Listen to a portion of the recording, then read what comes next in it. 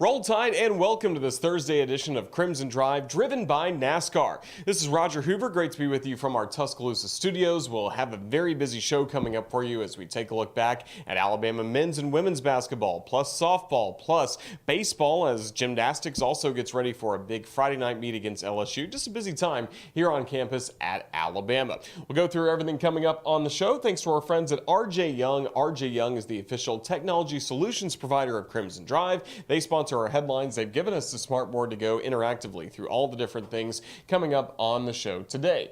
We'll start with the chat with Richard Hendrix, of course, a great former player here at the University of Alabama. Now he's an SEC Network basketball analyst, and he'll give us thoughts on Alabama women's and men's basketball and looking ahead to the weekend. We'll hear from the head coach of the Crimson Tide, Nate Oats, with coach's checklist following last night's game against South Carolina. Then two more coaches' checklists as well. Midweek softball for the Crimson Tide against Samford on Wednesday, as well as the baseball team against UT Martin, wrapping up what's been a really good start to the season for Brad Bohannon and the Crimson Tide. So Nate Oats, Patrick Murphy, Brad Bohannon all coming ahead. And then another head coach will join us in the final portion of our show as we'll take a look back to Monday night's edition of Hey Coach and a Hey Coach replay with Ashley Johnston ahead of what's coming up on Friday night for Alabama Gymnastics against LSU.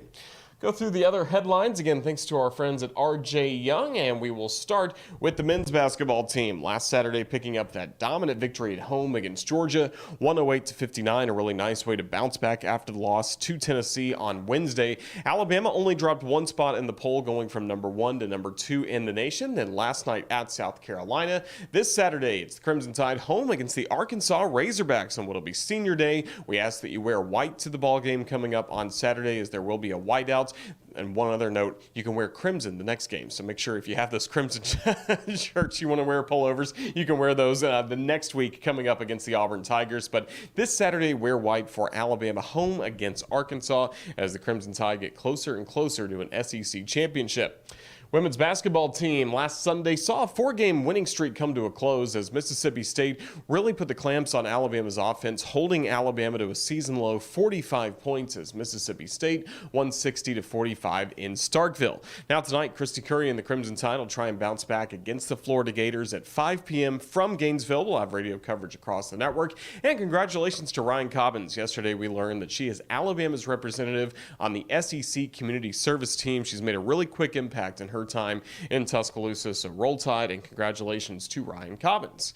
Taking a look on the diamond, baseball and softball. We saw the softball team have a great run in Clearwater, going 4-1 in the Clearwater Invitational. They only lost to second-ranked UCLA and then had a big victory as well against top 10 Florida State 2-1 to close out the tournament on Sunday. Now this weekend, after the midweek game yesterday against Samford, it's the Crimson Tide home hosting the Bama Bash. Really busy weekend coming up, as we'll show you in our Wickles weekend update schedule in just a bit. Baseball team, great dominant start to the season. Double-digit runs each and every day against Richmond in a 3-game weekend sweep, and then the midweek games against Tennessee Tech and UT Martin. Now this weekend, hosting High Point, and yes, that is a big change to the schedule. The Crimson Tide were supposed to go to Malibu, California, and take on the Pepperdine Waves. And we think about Malibu, you think about sunny weather, 80 degrees like we had in Tuscaloosa on Tuesday and Wednesday.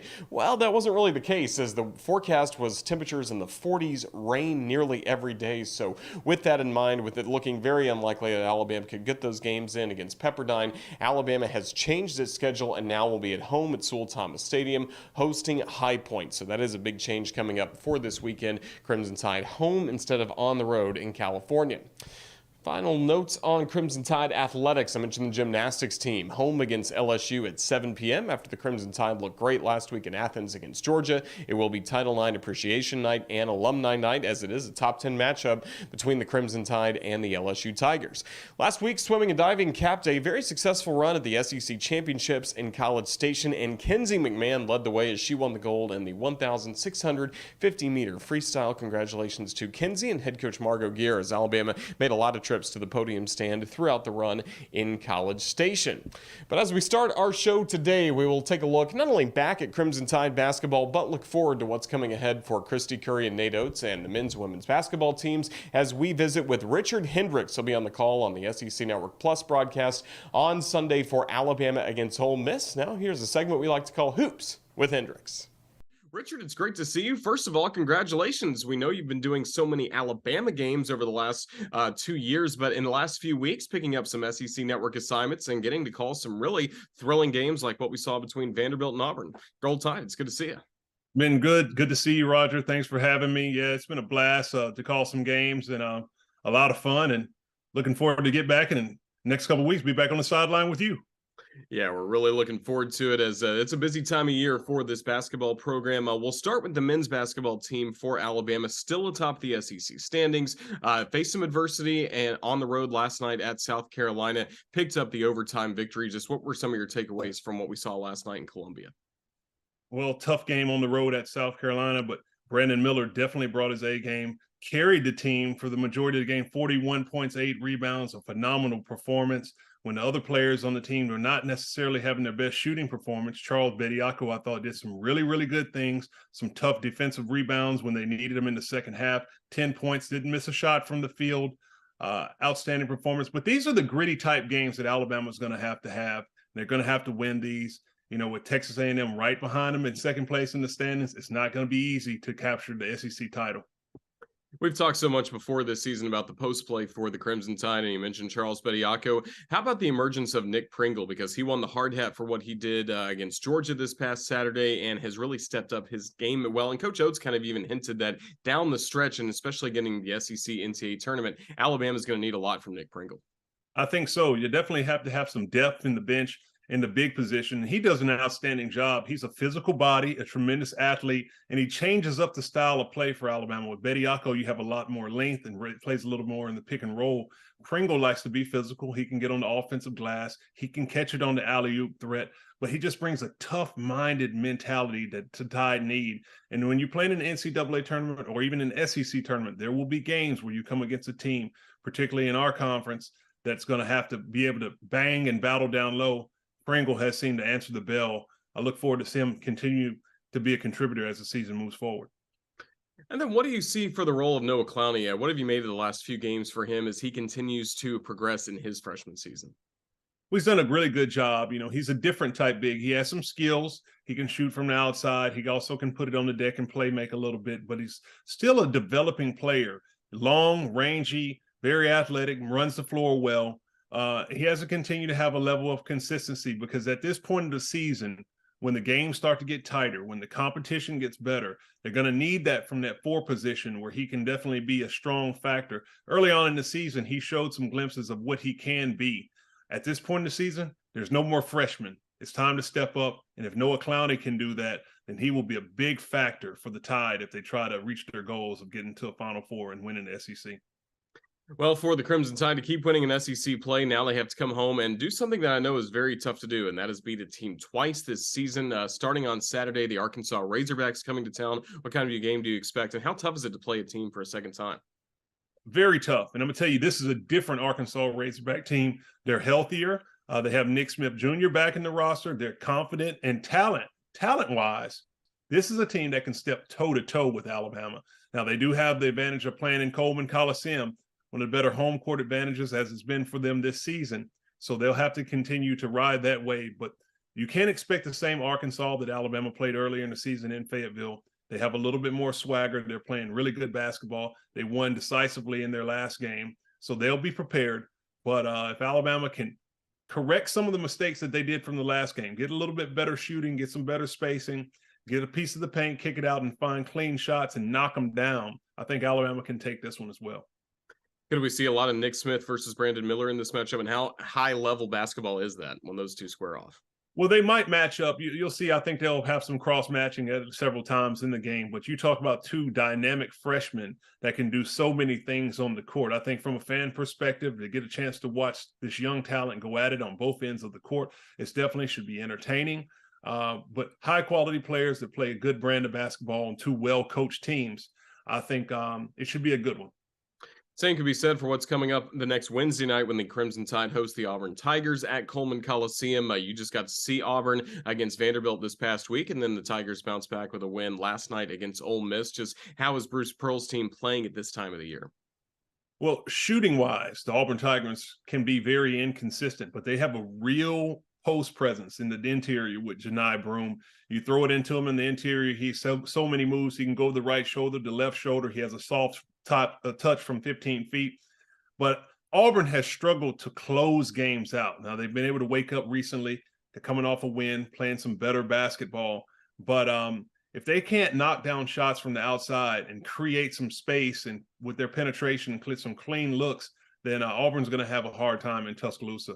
But nonetheless, rivalry game, the Iron Bowl on the hardwood. When this happens, you really have to throw out the records. You have to throw out the trends because this game means more. And it'll be a fun one, and it will be a battle. Big week coming up with the final 2 home games for the Crimson Tide in men's basketball. And the same can be said for women's basketball. This is the final week of the regular season. Christy Curry's team on the road tonight at Florida. And then you and I will have the call on Sunday for Alabama against Ole Miss in the regular season finale. But you've been able to watch this women's basketball team stay near the top of the SEC standings. Just what are some of your takeaways from what you've seen from this group lately? Well, I think they've had a tremendous season. They have met the expectations. As we talk about, preseason coaches poll ranked 4th in the SEC. Now, obviously, Ole Miss, as they say, the showdown's coming up at the end and the finale of the regular season, has been a team who has kind of slid into that spot, fighting with Alabama, trying to fight for the 4th seed for that important double bye for the SEC tournament. But Alabama's been playing really good basketball. They slipped up last game against Mississippi State, but Mississippi State is a really, really talented team. They'll have another opportunity against Florida. Important, a struggling Florida team. This is a game that's a must-win, in my opinion, for Alabama, because when you talk about the NCAA tournament and net rankings with the NCAA evaluation tool, you cannot have any bad losses. Florida struggling. This is a game you have to go on the road and take care of business. But head coach Christy Curry all season long has done a tremendous job of dialing up action for her team, getting her girls inspired, playing passionate basketball, and looking very well connected. I think that's the most important thing about this team. When you get to March, you want to be a well-connected team and rolling on all cylinders. So I look forward to that matchup, but it's something that Alabama has to go into Gainesville and take care of business. In so many big games this season, Brittany Davis has delivered for Alabama. When you get to watch her when she's in the zone, hitting a lot of three-pointers, getting downhill, getting to the rim, and then going to the free throw line, just what do you see when she is locked in that type of zone, scoring 20+? Well, she can't be stopped. When she has it going, it's hard to stop it. The momentum that she gains, because it's not just what she can do in the half-court set. She can turn defense into offense. She can get into passing lanes and steal and get out and get some easy ones. But when she gets it off the boards, she gets a full head of steam going downhill, coast to coast. She has the ability to stop and pop for pull-up trays in transition or take it all the way to the basket. Many elements of her game you've seen improved. If you watched in the last couple of games, she's done a much better job of getting to her right hand. This is a predominant left-hand driver. When she's able to add those attributes to her game where she can be balanced going right and left, she becomes a dangerous, dangerous player on the court. And she's done an outstanding job. Her conditioning, her strength, all of the things that you see on display, the stamina that she displays on the court, all of that plays a factor in why she's been having an incredible season and why Alabama is poised to head back to the NCAA tournament and hopefully make a run. You and I talked a lot earlier in the season about the impact of Sarah Ashley Barker defensively, but how about now on the offensive end? It seems like she's gotten more comfortable there as the year has gone along. Well, that's what usually happens. When you're struggling on the offensive side of things, you have to use the defensive end to get yourself going. Energy and effort and being focused on your task is something that Sarah Ashley Barker has been doing from day one on this team. You're coming off a transition of transferring from Georgia, a lot of expectations coming back to a school that you have ties to. Struggled shooting from the outside early on, but the defense, the rebounding, the steals in the passing lane, and the competitiveness have been there since the beginning. It's good to see that she's been able to get her entire game to come full circle, bringing the offensive package to complement the defense as well. A critical component for an individual as you want to be the best player you can be, but that also makes the team much better. Certainly does. So the Crimson Tide again this week at Florida tonight, hosting Ole Miss on Sunday. Richard will be on the call for that one. And then the SEC tournament in Greenville. And I think I'm really excited for this tournament to see, especially if Alabama gets that double bye, doesn't start playing until Friday. This could be the start of a really special weekend for the Crimson Tide. Absolutely. You want to get the double bye. Last year, Alabama in a situation where they did not have the double bye and they were able to use some momentum to win a few games in the SEC tournament. But as you could see, the fatigue started to set in. So getting the double bye, you get an opportunity to get rested, to watch the other teams in front of you, get healthy, and then obviously take that momentum from your rest and from your preparation and the fact that the other teams may be a little bit more fatigued, to take that momentum to make a deep run in the SEC tournament. This is something that the Alabama women's program has not done in a long time, to get to the semifinal level of the SEC tournament. This is a team that can do that. And if they can continue to play synergistic basketball, playing with each other and playing extremely hard, then you can continue to make some history and make a name for yourself, which is what you want to do when you're a player in college. Today's word of the day is synergistic. Thank you so much, Richard Hendrix, for your great analysis. Can't wait to team up with you coming up this weekend for Alabama women's basketball. But appreciate your thoughts on the men's team as well. All the best, and we'll see you very soon here in Tuscaloosa. Roll Tide. Roll Tide. Thanks for having me, Roger.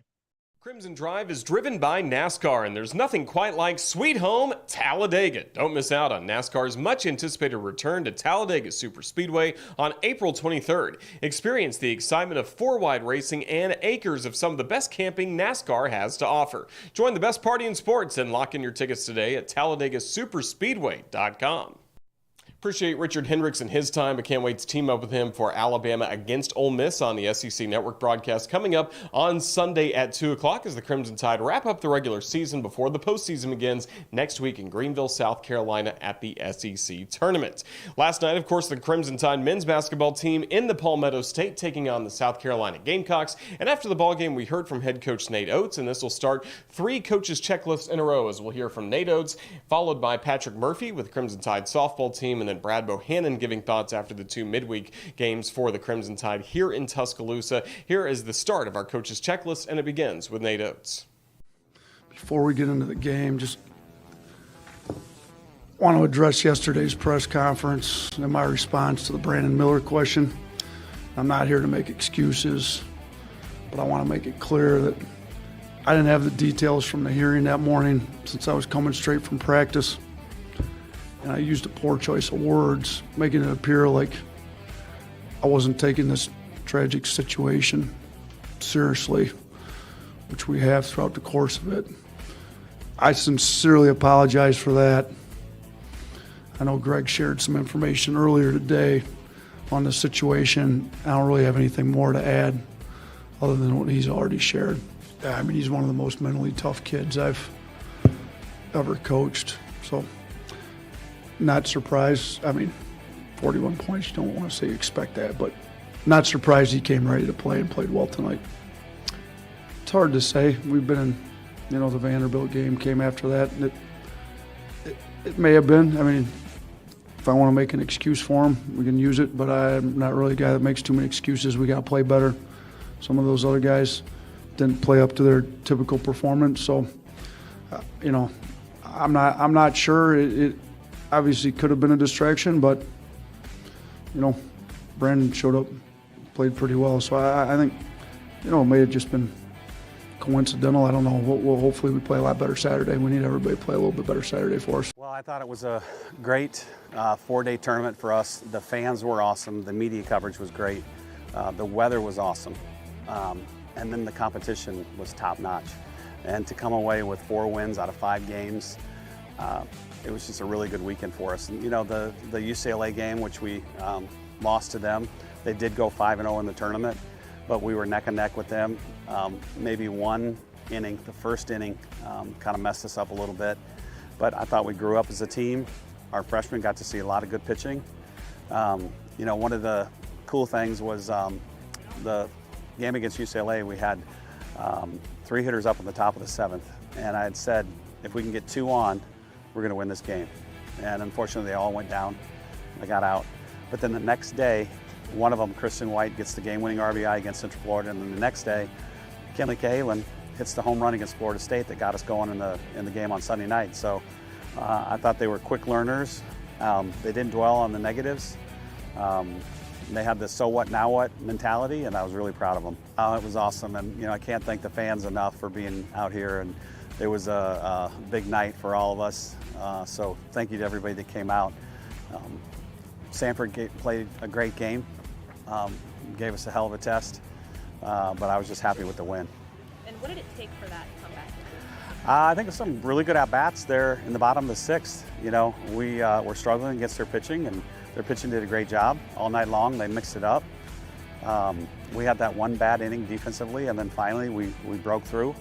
I think Abby Dukeshire had a really good at-bat, and then Bailey Dowling hit the double, and then in the 6th inning, Allie Shipman comes off the bench for, sitting there for 5 innings, pinch hit, gets a single, scores a pinch runner in Larissa Pruitt, and then Kinley Cahalan gets the game-winning RBI. So just a nice comeback, and we'll take it however we can get it. Awesome. From being here from day one, it's the coolest feeling, and it just does not happen in Division I sports, in any sport. To be at the same school for 27 years, to work for some great presidents, some great athletic directors, all the colleagues in the athletic department, the head coaches, the assistant coaches, all the support staff have just been terrific over the 27 years that I've been here. Just some of the best people I've met in my life, and to have Allison Habits right here again, been with me for all 25 years as head coach. That does not happen either. And the continuity of our coaching staff, I think, is one of the biggest reasons why we win every year. I'm really proud of our club. It was a good win for us. The game was tight there for the first 4 innings, and you guys know the wind was just howling in, and it's really tough to score on a day like that. We have an older group of position players, a physical team. I think we're going to hit our share of home runs this year, and even though we did hit 2, I didn't think that was going to happen, but I thought it was good for us to force us to play a little different way that's a little bit outside of our comfort zone, and I thought we got rewarded by the baseball gods for putting some balls in play, got some infield singles, and Ed Johnston and Caden Rose are a couple of beautiful bunts, so it's good to have to win in different ways. The pitching was just outstanding. Jackson Reynolds gave us a great start, pounded the strike zone. It's good for some of these pitchers to pitch through a little bit of traffic, and Cade Woods was awesome out of the pen. Really exciting to see, somebody that's got, he's been up to 95, 96, and got a really good breaking ball, and he's somebody I think can really help us when we get into league play if he continues, on the path that he's on, and obviously Riley there and getting 2 punch outs in the last inning. So good game for us, so we've put together, we hadn't been perfect, but 5 in 6 days that it's a good starting point for us. Pleased with the team. We really did have a UT Martin highlight video playing in the locker room and team lounge about 4 hours before the game. But, I've been telling the kids that the Tuesday's the most important day of the week. And, we lost some midweeks we shouldn't last year. But to me, it just kind of speaks to our mentality. I've seen it for 20 years being in this league, but I just don't understand how you can be more excited to play on Friday than Tuesday. I mean, what does the day of the week or how many people in the stands or the opponent affect your mentality, how your level of focus, the intent with which you do things? So to me, the result of winning on Tuesday is really going to be reflective of our mentality. We weren't great yesterday, and I'll let the kids know, and I'm really pleased with the way they responded today. Well, it's a long journey. It's a 14-week season. So look, we're off to a nice start, and we all know it's going to get a lot tougher. And 5 games is such a small sample size. But with that being said, we're doing a really good job. And I said from day one, I really like this team. I'm pretty pleased. All right, after hearing from 3 head coaches in a row, let's make it 4 in a row as we'll talk gymnastics with Ashley Johnston. We had a great conversation with her on Hey Coach, presented by Alpha Insurance on Monday night at Baumhauer's Victory Grill here in Tuscaloosa. Looking ahead to what's coming up for the Crimson Tide tomorrow night when Alabama hosts LSU and what we hope will be a great atmosphere at Coleman Coliseum. We got to start with the win we saw on Friday night in Georgia. What made that a special night for your young ladies? It was a really special night. That team showed a lot of fight on Friday night. We were in our second away meet. We had gone Metroplex in Fort Worth the week before, back-to-back, went to Athens the following week. So that's a lot on a team to have to travel back-to-back like that. And they did a great job. They rallied, they fought, and they just continued to kind of put their head down and work and came out with a win. So that was really exciting. And it was a really incredible atmosphere. You were saying it was a sold-out environment. And, of course, it's Alabama against Georgia. That is the rivalry in college gymnastics. It is. It was sold out. There was a lot of energy, of course, mostly for the Georgia gymnasts. But our team, again, they responded well. They focused on the things that they could control and made the most of a tough environment. And I think those sort of opportunities prepare us for postseason when there's a lot at stake, there's a lot of pressure involved, and they step into those big moments and just did their job. Certainly did, and Luisa Blanco led the way, winning 4 individual titles. What led to her success? Louisa has done a great job of just focusing on the little things that make a big difference. And so every meet, she continues to grow in that way, fine-tuning what are her focus points, what are the things that she really needs to commit to. And she did that on Friday night, and that really paid off. And of course, the week before, the Metroplex Challenge, going back home to Texas for her. I imagine she had a lot of friends and family watching her compete there. Oh, that was really fun. And, we showed up in Fort Worth, and there was a puppy there waiting for her. It was her family's puppy, and I think that just started the trip off on a high where, who doesn't love to just play with a puppy? And I think that made the mood just for everybody be really calm and fun, and just they were able to settle into what they knew how to do. Finishing on beam, correct, on the road. How tough is that? It's such a tough thing. Not many people realize when you're trying to balance on a 4-inch beam and, there's 13,000 people that are all hoping you fall. That's a really tough environment to be in. And, it's hard to really appreciate that until you're standing up on that 4 inches and realizing that the only way that you can deliver a big performance is by going for it. And it's scary to go for it. And so that's really what we focus on, is being brave and committing to doing the things that they know are going to help them stay on the beam, and not just stay on, but really really go for it and deliver a big performance.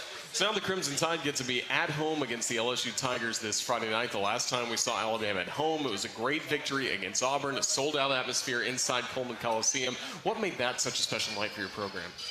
It was special for a few reasons. I mean, I think selling out the arena for the first time since 2014, that alone was really special, to see the students just come flooding into the arena, and the energy and the excitement in there was just indescribable.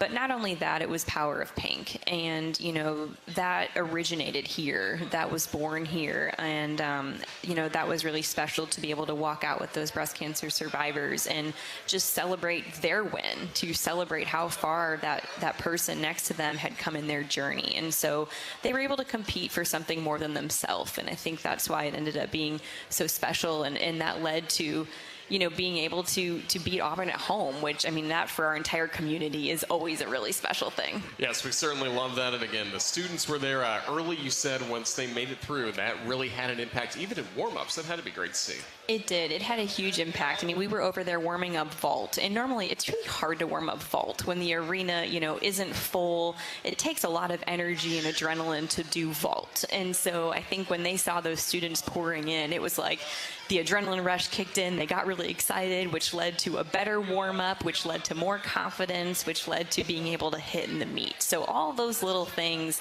by fans showing up, by them showing up early, they really do all make a big difference. Coach, we took a look at the rankings today. Alabama's 9th in the nation, LSU number 8, so a top 10 matchup coming up here on Friday. That's right. It's going to be a great matchup.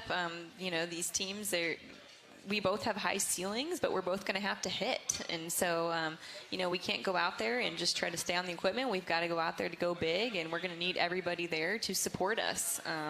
We're about 2,000 tickets away from a sellout, so we really need everybody to go buy their tickets on rolltide.com so that we can pack that place out and really create the best environment in college gymnastics. Really looking forward to it. 7 o'clock on Friday night, and I understand you want all fans in their seats by 6:40. What are the pre-meet festivities we're going to see?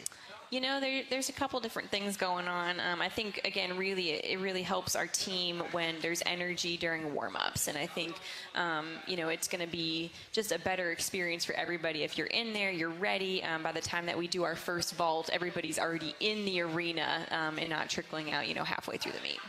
We mentioned your transition to being a head coach. What are the pre-meet festivities, the warm-ups, like for you now as a head coach? Are you going through the same routine you did as an assistant, or even when you're competing? When it comes to that time, I really just trust our gymnasts. We work so hard at kind of developing their pre-meet routines, whatever their kind of mentality needs to be going in. And so my job is to help remind them of what they need to do. And so, my job is to look and kind of observe and see, are they in the right headspace? Are they warming up well? Do I need to have a conversation and maybe help them tweak their approach? So much of it is just asking them the questions to help them get into the right mindset.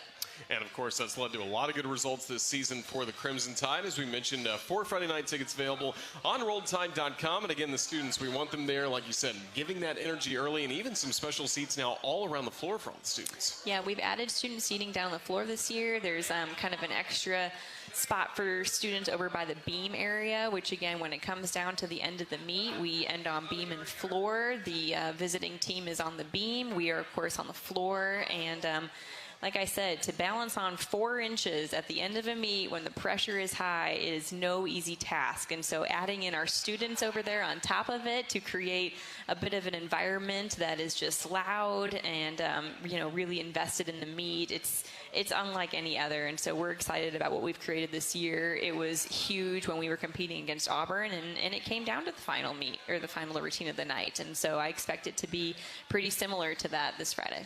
Best of luck to Alabama Gymnastics coming up tomorrow against LSU at 7 o'clock at Coleman Coliseum. It's going to be a very busy weekend of Alabama athletics, mostly here in Tuscaloosa, as we start to take a look at what's coming up on the Crimson Tide Sports Network with our Wickles Weekend Update. It's brought to you, of course, by Wickles Pickles. We have the relish with us today. Make sure you check out the pickled chips. Everything available online. The okra is also one of my favorites, and you can find it at WicklesPickles.com. Let's take a look at what's coming up across the Crimson Tide Sports Network.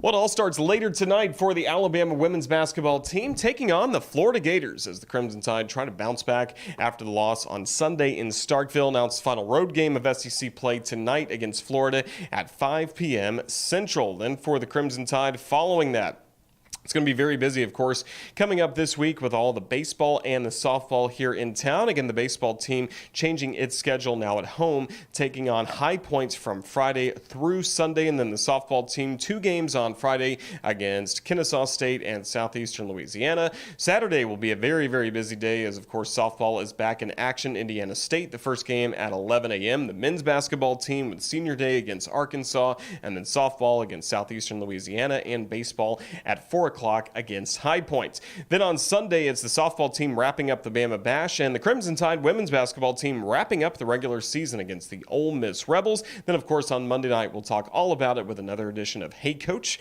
presented by Alpha Insurance from Baumhauer's Victory Grill in Tuscaloosa. And don't forget as well, you can watch Tide TV this week and a new episode of The Nate Oats Show. Those are also available on demand on the Alabama Athletics YouTube channel.